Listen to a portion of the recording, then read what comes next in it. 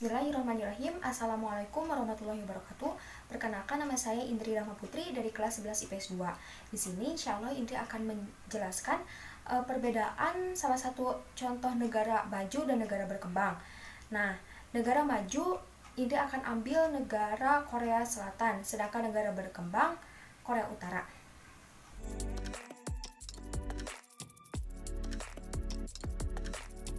Pengaruh komunisme dari Rusia kepada Korea Utara dan pengaruh liberalisme dari Amerika Serikat kepada Korea Selatan menghasilkan sistem ekonomi yang berbeda pada kedua negara tersebut.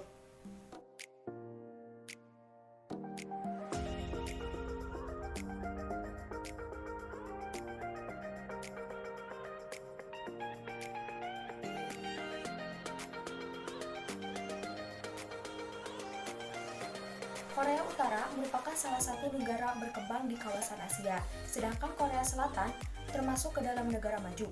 Mengapa demikian?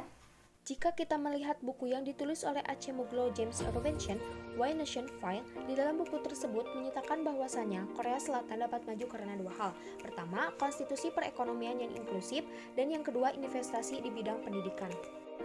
Konstitusi ekonomi yang inklusif dan investasi di bidang pendidikan tersebutlah yang menyebabkan Korea Selatan dan Korea Utara berbeda. Padahal pada tahun 1945, kedua negara tersebut bersatu. Akan tetapi, karena adanya perbedaan pengaruh politik besar yaitu Amerika Serikat dan Rusia menjadikan kedua negara tersebut masing-masing yang kemudian berpengaruh pada sistem ekonominya hingga saat ini. Hal tersebut bahkan bisa kita lihat dari tampak bumi pada malam hari. Bagian selatan dan bagian utara semenanjung Korea tampak sangat berbeda pada malam hari di luar angkasa. Di satu sisi, Korea Selatan yang memiliki ekonomi kapitalistik dengan pasar yang cukup bebas tampak sangat terang pada malam hari, karena gemerlap cahaya yang dipantulkan oleh gedung-gedung mereka. Sedangkan Korea Utara sebagian tampak lebih gelap, kecuali ibu kota Pyongyang, di mana elit partai komunis tinggal. Adanya perlindungan hak milik dalam pasar yang relatif bebas di Korea Selatan memberikan insentif terhadap individu-individu dalam menemukan inovasi berwirausaha dalam bentuk profit. Perlindungan hak milik sangatlah penting sebab tanpa adanya hal tersebut maka investor tidak akan melakukan investasi dan meningkatkan produktivitas.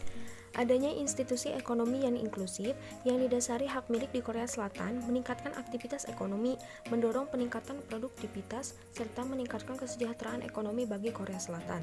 Dan bahkan saat ini, perekonomian di Korea Selatan sudah tergolong dalam perekonomian negara maju, di mana mereka sudah menjadi produsen kelas dunia. Mereka memiliki perusahaan teknologi raksasa seperti Samsung, distribusi film raksasa yang sudah menjamur di pasar global, dan industri musik yang mendunia.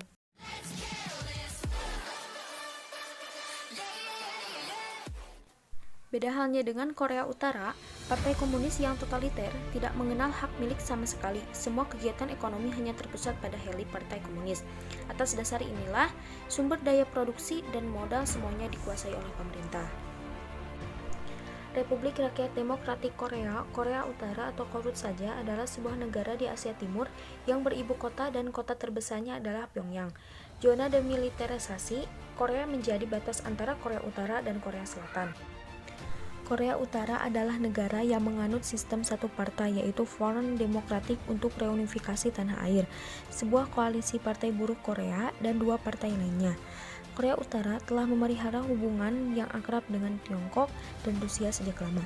Oleh sebab itu, Korea Utara memiliki ekonomi komando yang terindustrialisasi, autarkis, dan sangat terpusat oleh pemerintah. Sekian dari Indri untuk penjelasan tentang perbedaan negara maju yaitu Korea Selatan dan negara berkembang yaitu Korea Utara. Mohon maaf bila ada kesalahan. Saya akhiri dengan bacaan Alhamdulillahirabbil alamin. Wabillahi taufik wal hidayah. Wassalamualaikum warahmatullahi wabarakatuh.